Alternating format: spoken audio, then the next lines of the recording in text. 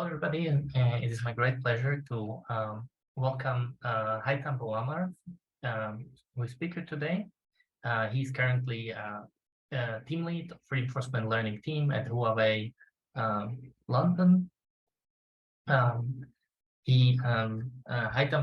did his PhD in the University of Maastricht, working on reinforcement learning. After that, I believe that he went to do a postdoc in he did a postdoc in operations research at Princeton, and also at University of Pennsylvania. And today he'll be speaking about reinforcement learning and also combinatorial Bayesian optimization. And we're very looking forward to hearing your talk. Thank you. Thanks a lot for the invite. Can you all see my screen? I hope. Yeah. Yes. Yes. Okay, cool. Right. So thanks a lot. I'm really excited to give the talk here. And today this talk will be maybe less of a novelty-driven talk and more of an application-oriented talk, although we'll talk about a couple of novel things we've made. But I think the main novelty driving this talk is the application domain, which I think is also very, very interesting. I'll start my slides by just giving you a brief overview of Bayesian optimization. I'll skim through that very fast because I suppose everybody knows this, and then I'll just go more into the combinatorial stuff that we've been working on. So as you know, in black box optimization, we are interested in maximizing some function f of x with respect to a certain domain x, and that function is black box, meaning we don't know its explicit or analytic form. And also this black box function is actually very expensive to evaluate. So if you give me one probe to evaluate for this function, it will take me a lot of time in order to get the value of that probe back. Now, typically, machine learning motivates this by many real-world applications, but today I'm going to talk about some of them. But you would face these problems in molecule design, material design, hyperparameter tuning, and so on. So the scope of problems we are interested in is we would like to maximize some analytically unknown functions which are expensive to evaluate. And since they are expensive, we need a sample efficient solution. So the number of trials we're going to make in order to get a good solution for that function should be reduced.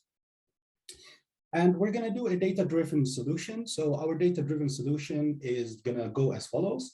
So we have an agent and we have our black box, right? And then the agent is going to propose a probe to try. The black box will respond by giving us like some function value corresponding to that probe that the agent tries. And then the agent collects this in a database or a data set. And then after that, it will start trying to propose new probes, xi, such that we will continue to improve our black box value over time. Now, as I said, this might look for you very similar to an RL formulation. Why don't we just do RL? The reason why we're not going to do RL is because we want something that works, that is data efficient. So we're going to try to solve this problem while being data efficient, and we need something that actually works. So I will give you maybe an example that everybody is familiar with, which is a hyperparameter tuning problem, and that's like where BO is being used today. So in hyperparameter tuning, you're given a training data set, an algorithm, and that algorithm is typically parameterized by the training data and the hyperparameters, which kind of dictate the neural network structures. And now what we're going to do is we're going to allow our agent to make decisions about those hyperparameters, and then it will just choose a certain hyperparameter. We will train our model, and then it will emit for us the optimal weights for the neural network, which please keep in mind is a function of the hyperparameters and the training data set we've used.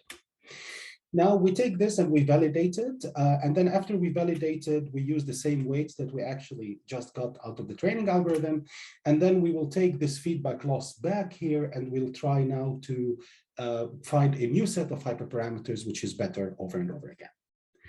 Now, please notice here that our data will be in the form of hyperparameter and the validation loss, but also keep in mind that this whole process is extremely expensive, right? Because if you have a large model, say like an ImageNet or something of some sort, then it will take you weeks in order to get an evaluation, right? So we don't want to try all possible hyperparameters or do some crazy thing. We really want to be data efficient here.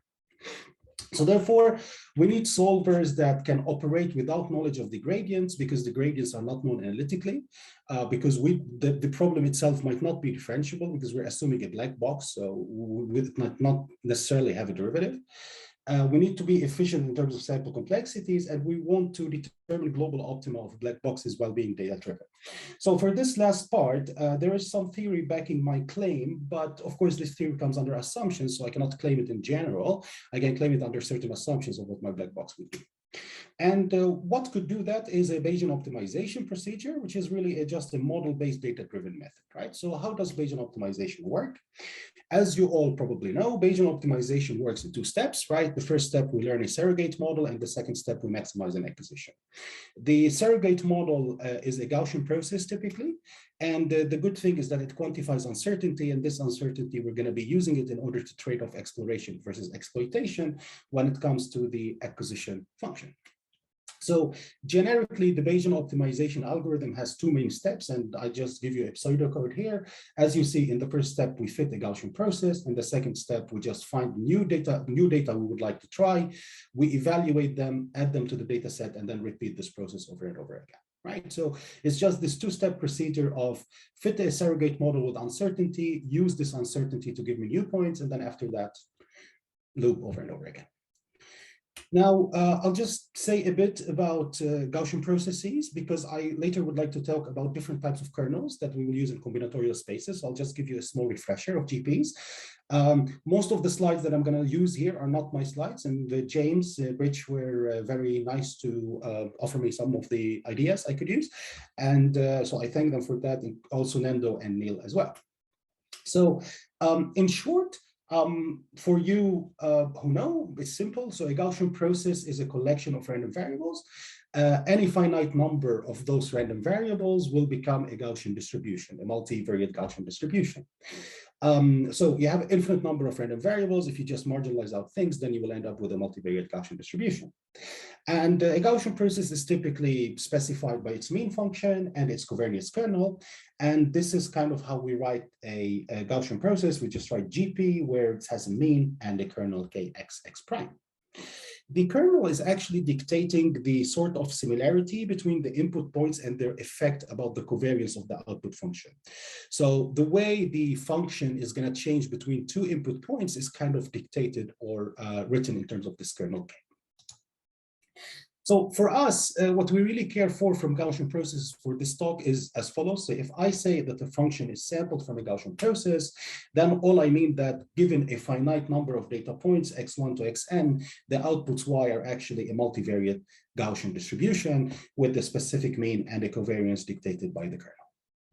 Now, in terms of the kernel, there are different types of kernels. So for example, the most famous one is the squared exponential kernel, as you know, where we just use this equation, and those are unknown parameters, which we're going to use in order to fit the GP to our specific data set. Now, in terms of how do you fit those hyperparameters of the kernel, we're just going to use the marginal likelihood. And when we're given a certain set of data, we're just going to compute the marginal of y conditioned on x, where we assume that the function itself is latent, therefore we integrate it out. We're going to make an assumption that the function is coming from a Gaussian process, therefore over a finite number of points, it's a multivariate Gaussian. And we're going to make an assumption that the likelihood is also Gaussian. This would lead us to this famous equation, which we actually use in order to maximize our loss function.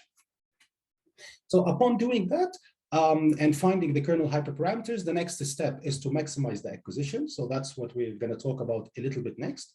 So here, in terms of the acquisition functions, there are different types of acquisition functions that range from myopic to non-myopic ones. And those of you who know BO, you would know that maybe the most used ones are the myopic acquisitions, such as expected improvement or upper confidence bound. But there's also nice research happening on non-myopic acquisitions, which take into account more than one step in the future, but those don't necessarily scale yet. So as such, we're not going to really kind of focus on those. So when it comes to expected improvement, the expected improvement acquisition given your model is going to simply be trying to ask the question, can I find a new probe that does better in expectation compared to the best point I've seen so far? So fxi plus is the best data point I collected so far. And now what I'm going to try to do is I'm going to try to find a new probe that on average does better than the point I have seen so far, which is fxi plus. Now, in terms of probability of improvement, is very close to the expected improvement, but it just tries to find something better in terms of probability. So probability of improvement uses this indicator to say that the point I will find is better than the points I've seen so far. And finally, UCB, I think, is very well known. It just trades off the posterior mean versus the posterior variance. Given any of those, we typically just do gradient descent with reparameterization trick in order to maximize our acquisition. Now, this is a talk, and it cannot go without me advertising a bit about our library. So we have everything I just described in a nice library called HIBO. And the HIBO won this NeurIPS 2022 Black Box Optimization Challenge at NeurIPS. And now HIBO includes many new algorithms, and it's actually really simple to use and simple to implement. The overall implementation of the library is, as I just talked about, these two steps. So you have the step one of learning the Bayesian model and step two, maximizing the acquisition. So we have APIs for each of those. And its usage is really simple. It just has a suggest function, which will try to suggest a new data point for you. And it just has a fit function, which will fit your Gaussian process. HIBO allows you to do different flavors of Bayesian optimization algorithms. So for example, here is just, as you see, this is a really simple implementation of BO loop. You will see only a suggest and an observe function. And the suggest function will fit the GP inside it. And it will also give you back the best point by maximizing the acquisition. Observe will just evaluate your point and get a point back. It has implementations of algorithms, simple BO algorithms, but also HIBO algorithms. And it's really simple to actually scale it in order to go batch, so that it's not just doing one step search, but it's also searches over batch. So if you're interested in BO, as far as we know, this library has state-of-the-art methods for Bayesian optimization, and we have evaluated a lot of this. So please feel free to use it, and if you find it useful, please start our methods. Right, okay, so that's my short intro about BO. I hope it's more or less clear for everybody. I'm not going to continue boring you with the simplest thing, so hopefully it took like 5 to 10 minutes. And now I want to start digging into the more interesting stuff we want to talk about. Right, so far I have described for you BO, and I described it for you when it works in continuous spaces, right? So the input point X was a continuous domain. That allowed me to have a nice fit of GPs, and that allowed me to also maximize my acquisitions using gradient descent. But there are many problems that are actually not just this, right? So problems like hyperparameter tuning, where you have learning rates and number of layers, you can see that those are different or mixed types of problems. So the learning rate is continuous and your number of layers is discrete.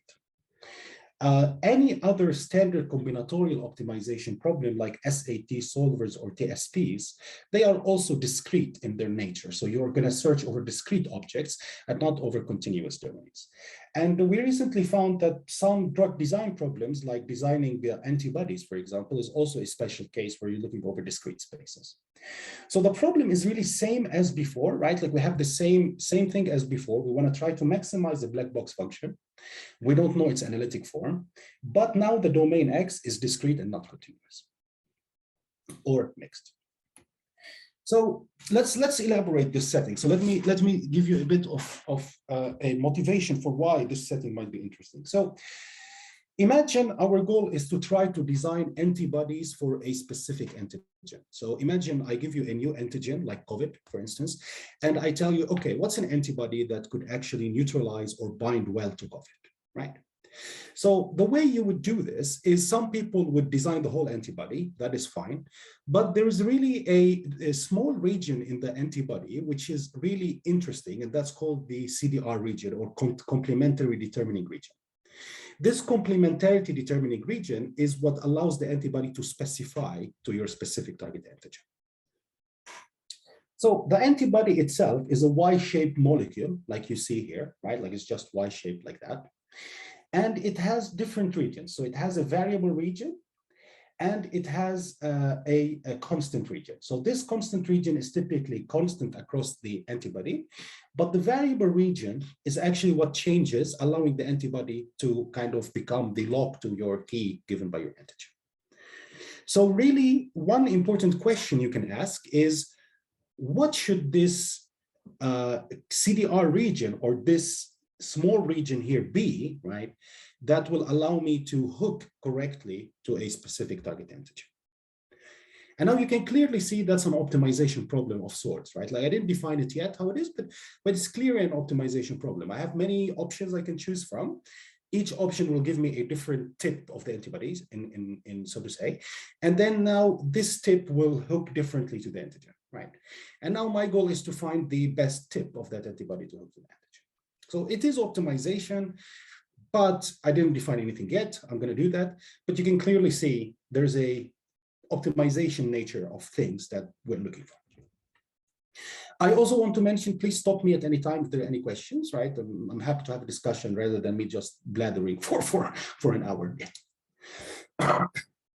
So now, before going forward, I would like to also tell you a bit more about those search spaces. So I told you about this sequence, right? This CDR sequence that we want to look for, but I didn't tell you yet what this sequence is made from, right?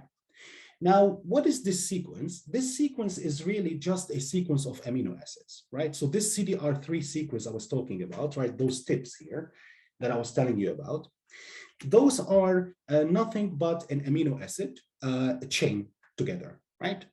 Now, there are different types of amino acids for you who know, like, for example, alanine, cytosine, glycine, serine, tyrosine, etc. Those are different types of amino acids. And we have like 20 to 22 amino acids, right? And as you put two amino acids next to each other, they start binding. And then once they bind, they form a protein that becomes a polymer, and that becomes your antibody. Now, an amino acid is called an amino acid because it's made of an amino group at the beginning and a carboxyl group at the end, but that's not really that important for us. So how proteins form? You take two amino acids essentially, and those two amino acids, they come together. Now the carboxyl group and the NH2 group will interact with each other. They will bind and they will spit out for you a water molecule, and then they will form a peptide bond between them, right? And now what really happens is that a protein is just a chain of those amino acids next to each other, right? So we put those amino acids next to each other, this process happens, and then they come together, and then they form a protein, and then they start folding, and that's what will give me the key to the lock. Right? So in other words, what is my goal now? Let's go back to our antibody question, right? And what is our goal? So I would still like to maximize some function f with respect to x.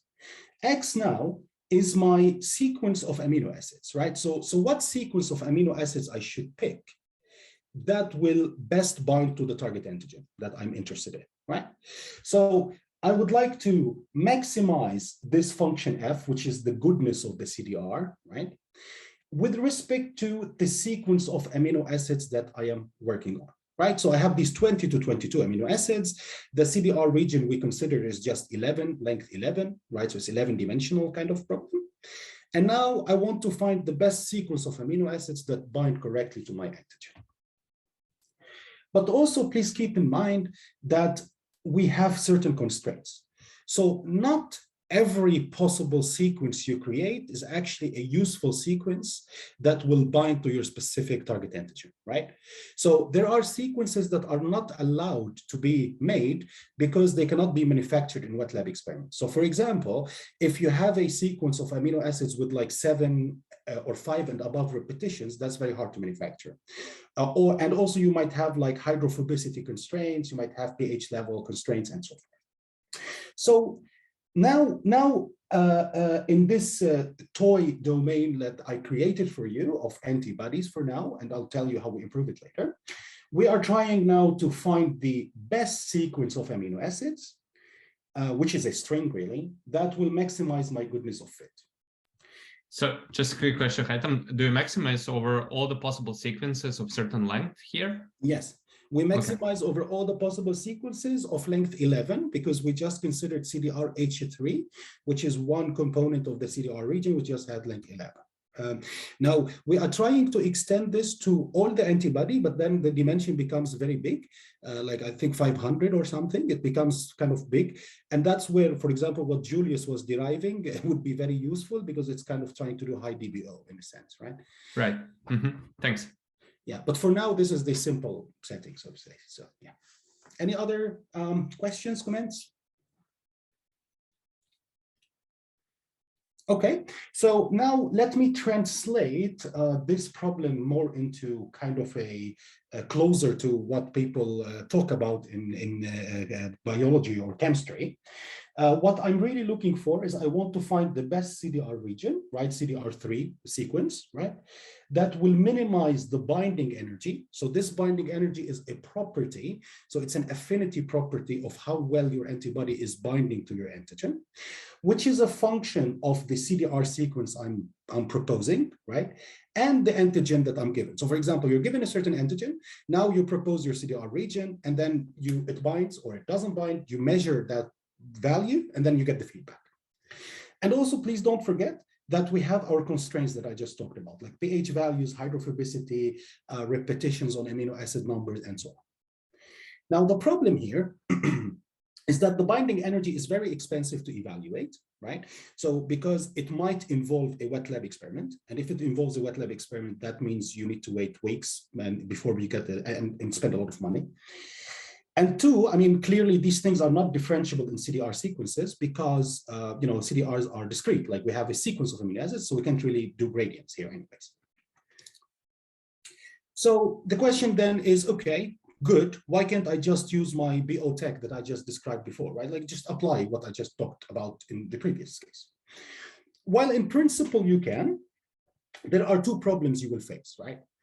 The first problem is that the kernel I described before, or the major kernels derived in Gaussian processes, they don't necessarily carry nicely to a combinatorial domain. So, or discrete domain, which I'm just using interchangeably discrete and combinatorial. So they do not carry nicely to the combinatorial domains. Because now the notion of distance, if you think about it, is really messed up in a combinatorial domain because there's not Euclidean space, nice behaving things, right? So now we need to think again how we can find a new types of kernels that actually deal with the combinatorial or discrete spaces. And in terms of my CDR example or antibody example, I'm really looking for a kernel that is capable of measuring the function, the binding energy change as a function of two CDR sequences. So I give you one CDR, i.e.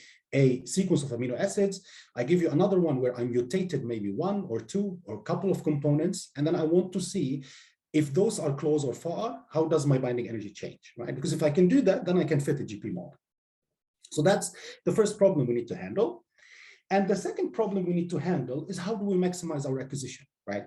Because before, it was really simple to maximize my acquisition function, right? Because there I was just in a continuous space. So I did the gradients on this UCB or EI or PI, and then I was able to find my new probe. Now here, we cannot compute the gradients because CDRs are discrete, right? So now how can I maximize my acquisition? So those are kind of the two problems I would like to solve. If I solve them, I can enable, kind of a discrete BO version. So the first thing is we're gonna now just look a little bit onto discrete GP kernels. So I think the first simple thing we can consider, this is just what we call the overlap or counting kernel. And it's just simply the Hamming distance. So what do I mean by that? I give you two XX prime, which are two sequences of CDRs or two discrete bits, right? Like strings. All I'm gonna do is I'm just gonna count how many differences occur between those two strings. So I'm gonna go over all my dimension D, right? And then I'm gonna just measure the indicator if in my first vector, the ith component meets the ith component in my second input data. So it's just as you see, it's just a simple Hamming distance, right, between these two XX primes. Now, there are two length scales here. One is Li, right, and that is how much I should focus on that specific dimension. And one is like a sigma, which is just like a normalization width or height, how much I want to weigh these things. So a very, very simple example is this, right? Like you have a CDR sequence, which is made of alanine, AG, and tyrosine, CDR prime, which is made of glycosine, alanine, and tyrine, for example.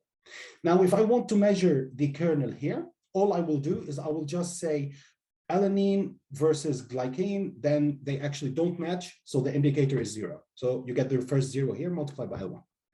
Then you're going to say, okay, what about AG versus AL? Oh, they also don't match, right? The indicator is 0, then you get L2 multiplied by 0.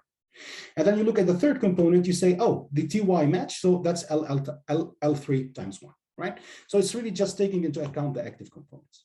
And then after that, you just fit the kernel hyperparameters using the standard marginal we just described before, above in the previous GP. Now, you might say, okay, fine, Hamming distance is one way to do these things, but it's kind of a pretty boring way to do things because it's not so powerful. Can we do something better? And there is something better, and that is called the substring kernel. So what the substring kernel is going to do, it's going to enumerate all the possible substrings between these two strings. And then based on how much components they share and how much gap exists in this share, they are going to say whether those 2 points are close or not close to each other. So the equation looks something like this, right? We're going to sum over all the subsequences of a certain length, that's sigma power L. And there are two parameters which we're going to fit. One is what's the length of the subsequence that match together, and how much was a gap between the subsequences that differed these two x and x prime. So I know this is weird and not clear, so don't freak out. So we're going to go through an example. So let's do that, right? So let's take these two subsequences. So I give you one CDR region, which is CDR3, which is made, let's say, of AL, AG, TY, GLY, and another one made of AL, TY, AS, and AG. So those are different amino acids. So the first thing I'm going to do is I'm going to list all the possible subsequences. So as you can see, alanine is shared between them. So that's one that belongs to my U, or that belongs to my sigma L set here. So that's the subsequence of length 1, right? And then AG as well is shared between them. So that's I added as well. And then TY is also shared. So then I added as well. Now I finished my length 1 subsequence. There's no more length 1 shared between those two sequences. Now I'm going to do the length 2. So now L, right, will be equal to 2. And here you can see that, okay, alanine and tyrosine are shared. So I add this as a subsequence in my total set of possible subsequences.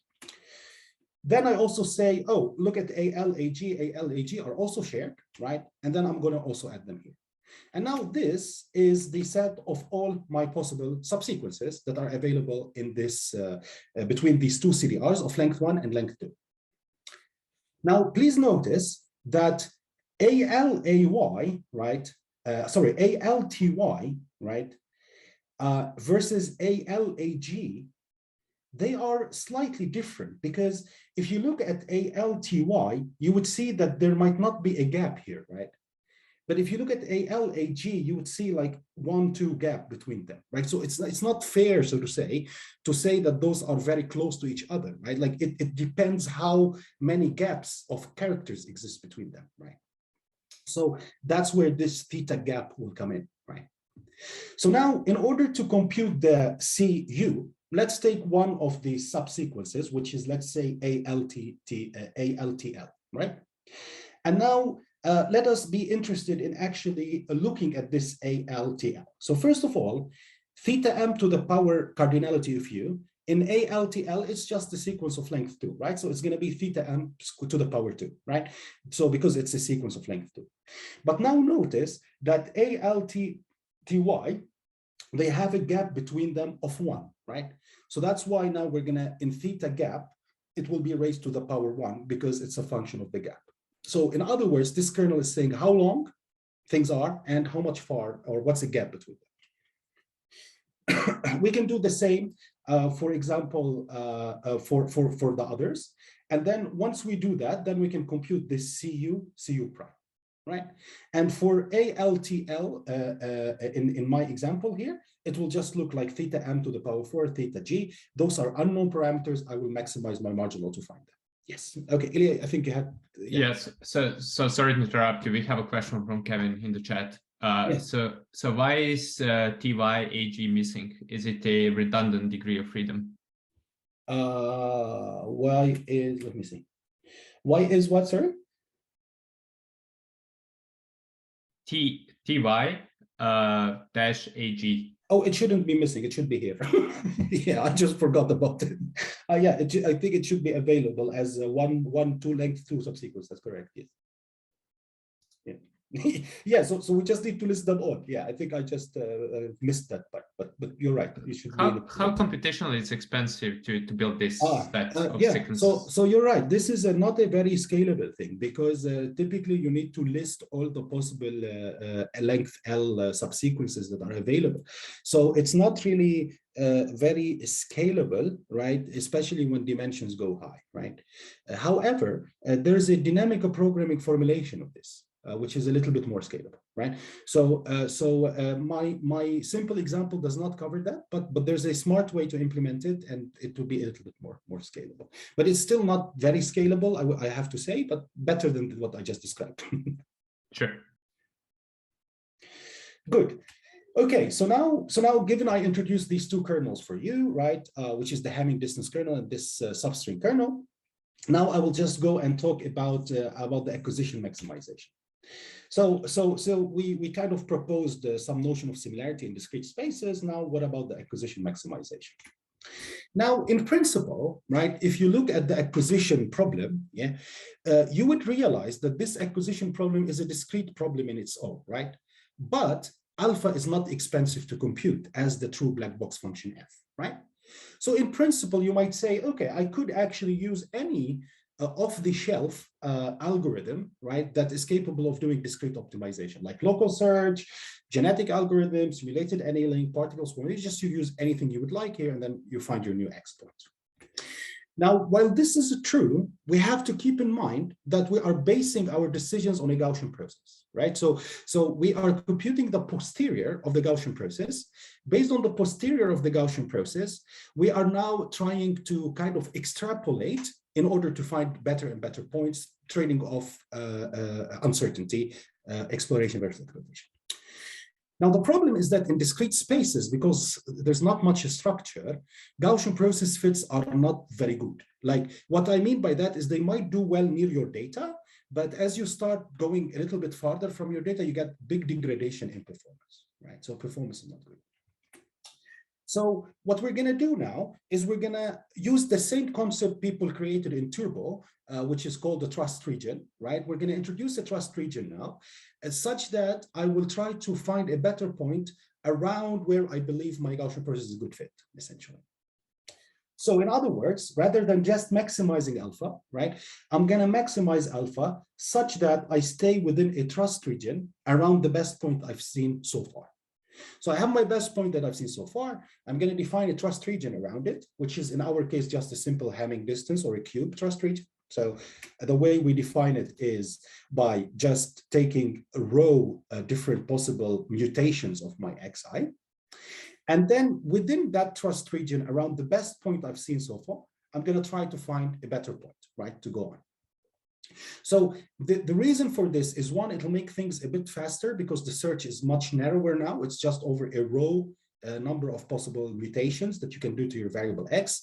And two, it will also help the Gaussian process because things are not going to extrapolate very well, but within this small trust region, they still might do well. So in other words, and now we also borrow a trick from Cosmopolitan, which is a work by Michael from Oxford that tells us how we can grow and shrink our trust region. So it's just simply saying that if you start finding good points within this trust region, try to grow it a little bit. If you don't do well, try to shrink it, right? So that's kind of how this method works. So now you could apply any combinatorial solver, but you want to stay within your trust region. So the overall pipeline will look like this, right? So one, we will fit the Gaussian process, but now we will use one of those combinatorial kernels I described. And two, instead of maximizing alpha in general, we're just going to maximize it within a certain trust region. That will give me a new X to try. I evaluate it. I repeat my process over and over again. So it's the same two-step as BO, two differences. Just use a trust region and change your kernel. So this, we applied this exact recipe I just described to this antibody design problem, right? So the first thing we did here is we actually fitted this discrete Gaussian process, let's call it, which is capable of doing those predictions.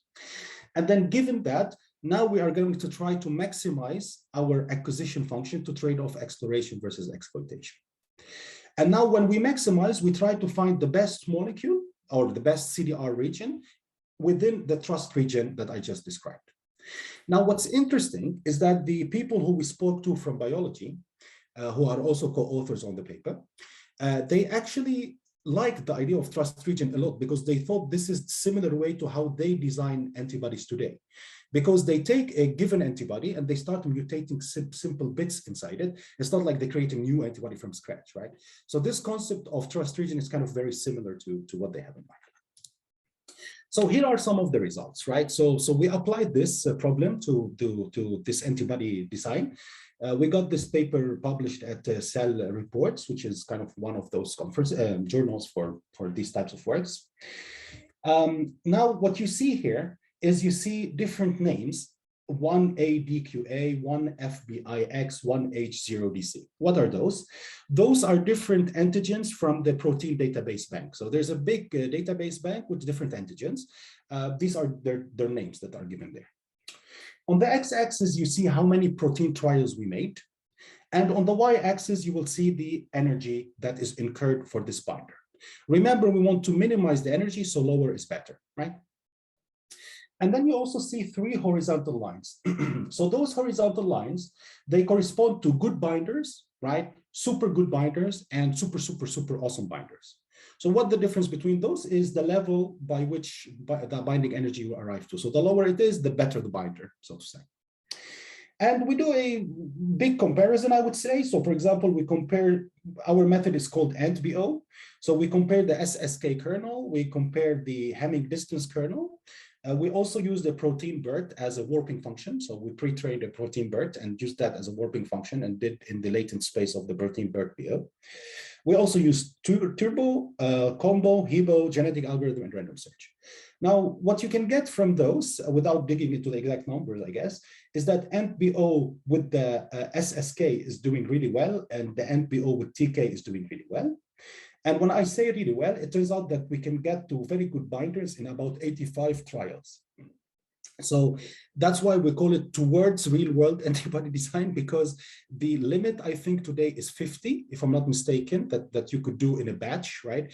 So so that's why it's almost there, but we still need to do a little bit better in terms of sample efficiency, but it's getting there. And actually, there's a company we're already working with, very interested in testing this. So they're doing wet lab experiments to see if actually this would really work in real world or not. but yeah, so this is one application which we found very interesting. Now, given I have, how much time do I still have? Yeah, sorry, I wanted to ask one question, if you don't mind. How does the data set here looks like? I mean, you obviously are not performing like real life wet experiments here. Yeah. So how do you get access to the evaluations of this energy? We have a simulator, right? So, so there's a simulator which we use, which is called Absolute. And this is a simulator published in Nature, I think, that is computing binding affinities of antibodies, essentially, right? So we consider absolute here, and then we give it as the input, the CDR that we propose. It will give me back the binding affinity, right? And that's the data what I am currently using. In another run, we also tested.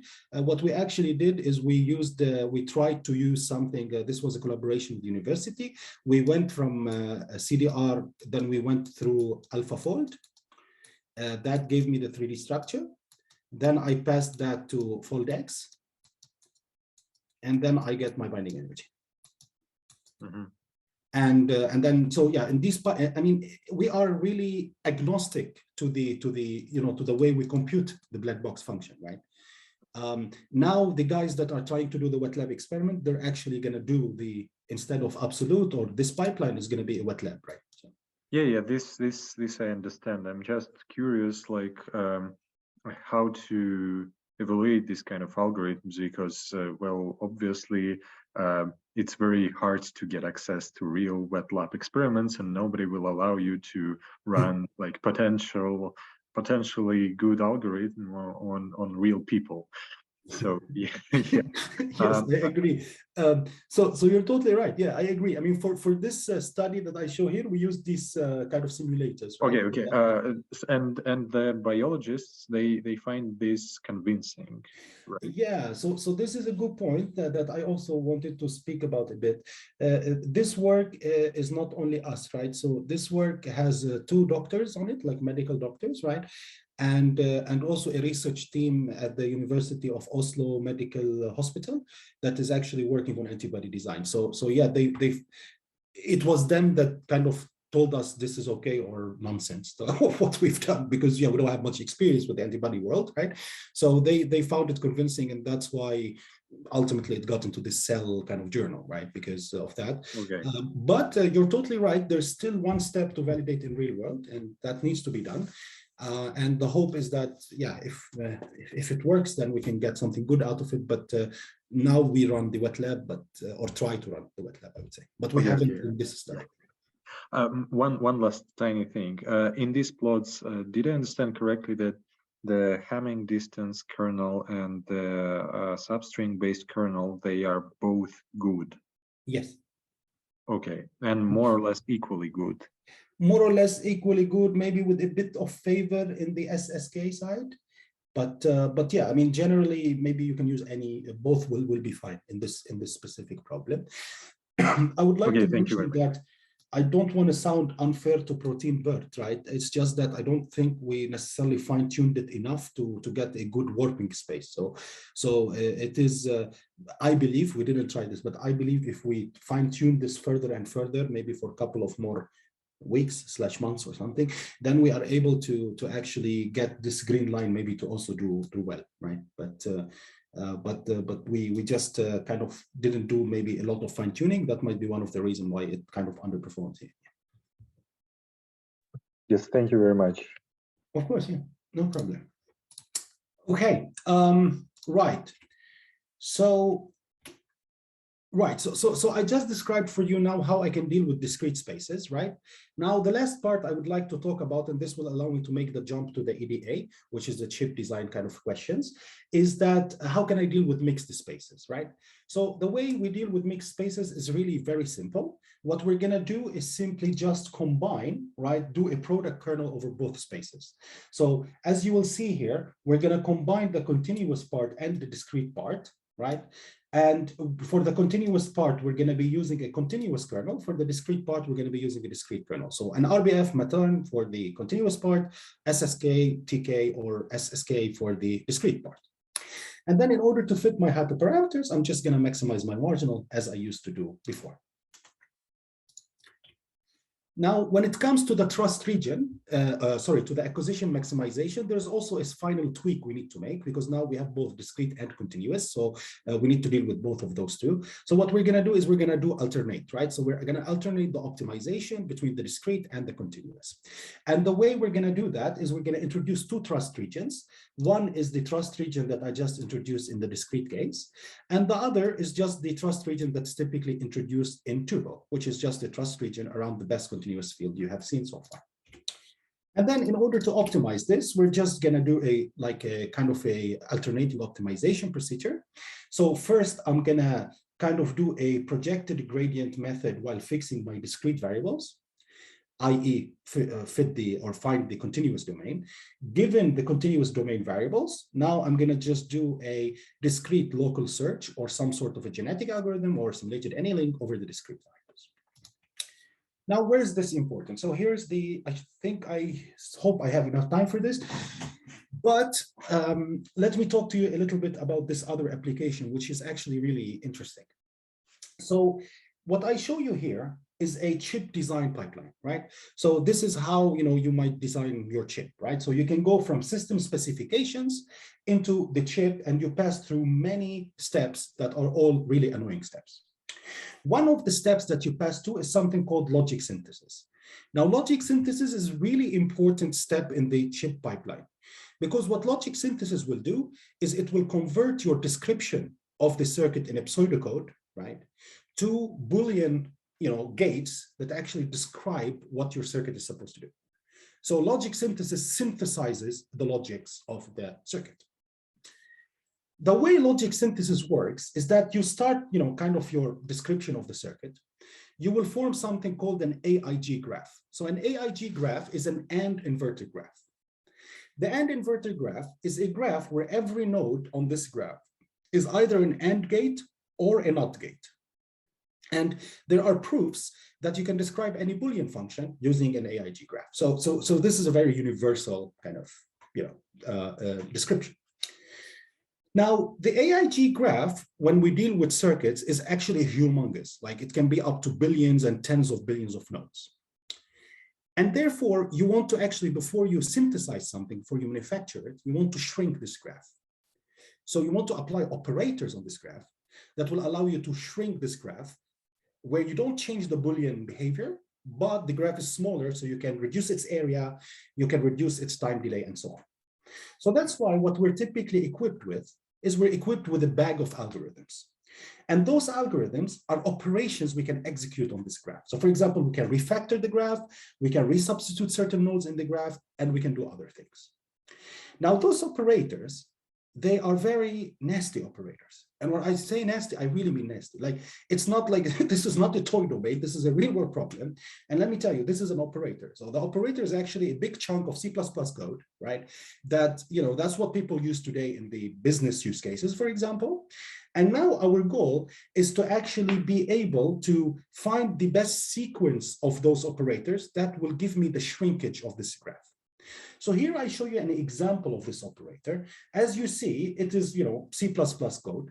But I would like you to notice that this operator also takes as an input different variables. So for example, like node sizes, cone sizes, those are configurable parameters that will tell the operator how deep it should look or how wide it should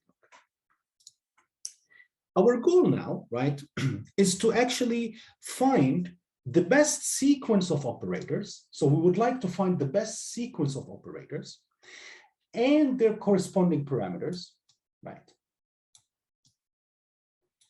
in order to maximize a performance measure, which is called the QOR, or quality of results. So quality of results is a function of the sequence, right? And the parameters that will give me this quality of results. And of course, we have constraints, right? So, how, what the parameters have ranges. Some of them are discrete, they need to stay discrete. Some of them are continuous, they need to stay continuous, and so on. Now, what you see here is a problem with the following properties. The QOR computation is very, very slow. Like, it's really slow to compute it for any realistic circuit. Like, it can take days or weeks to compute one evaluation of your sequence. Because please remember, we talk maybe about like huge circuits, right? Like, could become very huge. The QOR computation is very annoying because it is a nesting of many C++ algorithms. So there's no hope to get a closed form here, because this is a nesting of one algorithm that does C++, that outputs a graph, that graph goes to another algorithm that does C++, that outputs, and so on. Of course, we cannot differentiate with respect to the sequences. And the constraints are also complex, like they might involve complex checking procedures. So now, again, we have a black box because we don't have analytical form, and it's very expensive because we need to wait so much time in order to get one evaluation. So we have used these tools I've just described before in order to solve this type of problem.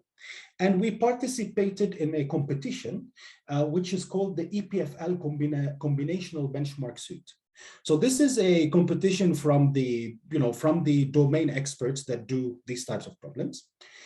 And it provides 23 logic circuits, right? And the leaderboard is depending on the area and the delay of your final graph, right? So you do your graph, and then after you do your graph, your AIG graph, they can measure the area, how big it is, and how much delay the signal will take in that graph. And then they make a leaderboard based on these two numbers. And we actually are able to beat everybody, but these are kind of results from before. So here you see HiMap was one of the best algorithms that's there. It's a heuristic-based method, right, that actually solves the problem. And you can see that most of them are actually heuristic-based kind of solutions for this problem. So we created BOINS, right, which we call Bayesian Optimisation for Logic Synthesis, right? And it's interesting because, first of all, from a machine learning perspective, we realized that this problem is not RL suited. Like, first thing people will do here is throw RL at the problem. We threw RL at it, and then we threw Boyles at it, and then you can see a 5 times sample complexity reduction compared to RL. We also saw 2.8 times reduction to genetic algorithms and 1.5 reduction to standard BO. So what I mean by standard BO is our old HIBO, where we did like a one-hot encoding, and then we just did HIBO without taking into account this discrete nature. And then, then we run our algorithm, and now we have, so this was last year. This year we have even better results. We created something called hyperboils, and we're going to submit that soon. But we actually beat all these methods, and we have the most kind of number of successful circuits here on this. So so I hope I am on time. And thank you so much. I'm happy to take any further questions, but I hope I gave you a flavor of how we have been using BO, and also I hope I motivated you to use BO more and to use our library. So thank you.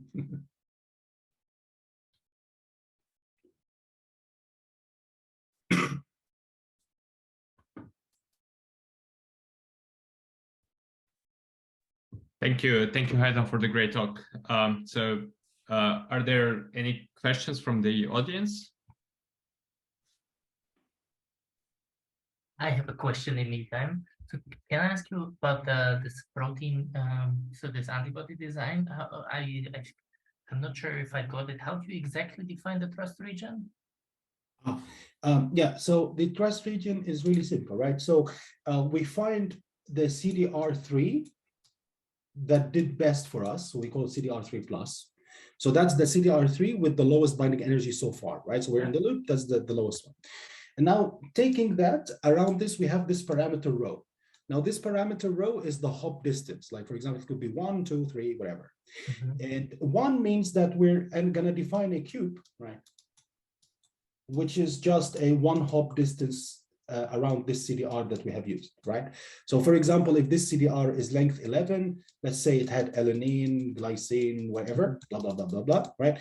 Now this 1 hop is you change this, for example, to glycine, let's say, and then you'll get a point here and so on. Yeah, so it's like a Hamming distance, right? Exactly, yeah, it's just a simple Hamming counting distance, and then that defines the CDR trust region. Yeah. I see. So you mentioned something which I found was a bit different to my experience. So when you mentioned that when you spoke to experimentalists or people involved in this antibody design, that they somehow liked the fact that you focus on the trust region because it's something similar to what they do. So when I spoke to some people who don't design antibodies, but they also design proteins, they actually found this approach or this restriction as a bug rather than a feature. I was also surprised to hear this, but they were mentioning, yeah, but this is something that we already do. Wouldn't this machine learning be able to jump somewhere completely in a different place and lead to some improvement? Good. Yeah. So I think, again, good point. So I think we got a very similar complaint one time about what you just said, right? But there are 2 major differences here. Antibodies are very small proteins compared to real protein chains, right? Like protein chains are huge. Like this is really small. 2, as long as we change the as long as we change the trust region, right, then we can actually explore the whole space at a certain moment, right? So the idea is that it's not like we just have this fixed trust region and that's it and we're done. No, what will happen is that the trust region will change its position, but also its size changes, right? Because it can grow, it can shrink, depending on how well we are performing, right? So in other words, this trust region is not like, it is fixed. I cannot, move more than 1 hop neighborhood, right? Because if you do a lot of successive successes, right, then you just grow rho by 1, for example, and you consider 2 hop, right? And if you do that, then you grow and you consider 3 hop, and so on, right? So, so this is I think this is not our idea. It's an idea from Cosmopolitan, which is this Think Locally, Act Globally paper by Michael Osborne and his team from Oxford. And they actually did this kind of trick, so to say, to change the shape of the trust region. And it seemed to work well in relatively low dimensional domain so far. Yeah, thank you. And maybe we also work a bit in this local bio method. So together with Johannes, who I see is also here in the attending the talk, and we were quite often wondering about, these Gaussian processes. They are global models. They really are meant to represent kind of the function globally, whereas when one restricts oneself to this trust region, then this benefit of having a global model is no longer needed. So do you think you really need to estimate globally and kind of use the data from prior rounds in your Gaussian process model, or you could just literally just fit for every trust region one Gaussian process and forget all the past data, or like data which are further back in the history? Yeah. So to me, I think the best would be a hybrid, right, between the two. Ultimately, I mean, I think a global model is very valuable. I just think a global model is nearly impossible in a combinatorial space, right? Yeah. So I think if you can really extrapolate, seriously extrapolate across the input domain, then I think that would be really, really very useful for BO, right? The point is that how can you do that in a combinatorial space? Like I think we need an inductive bias of sorts, to be able to do that. And the combinatorial space is completely unstructured in a way, right? So the question to me is, which I think is very interesting, is can we learn generalizable invariances in my input space, right? Like I think that in an input combinatorial space, right? Can I learn those invariances? Because if I can, then I think the second question becomes redundant in a way, right? Because if I can, now you want to do local, you want to do global, okay, I give you anything you like, you do it, right? But I believe that the idea of structure in combinatorial space is understudied. That's why kernels for GPs are not available for combinatorials, like not a lot of them, I would say, are available, right? So we've been trying to kind of find collaborators on, can we start thinking about kernels for combinatorial structures, right? Which go beyond what I just described of this SSK, and these are relatively simple ones, right?